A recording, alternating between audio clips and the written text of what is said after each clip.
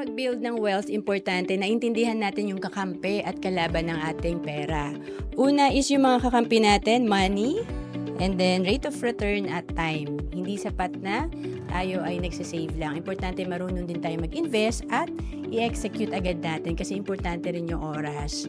And of course, yung kalaban natin, syempre wala na tayong magawa dyan, inflation, di ba? And then yung ating taxes. Mag-sample tayo dito na kung nagsasave ka sa bank account, kala natin tumubo yung pera natin. Pero kung less than 1% lang ito, ay kinain na yung halaga ng ating savings ng inflation. Like kung 20,000 na nasa bank account mo, kala mo tumubo ka ng 20 pesos, pero kung i-consider ang inflation, bumaba na yung value ng pera natin, nasa 19,000 na lang.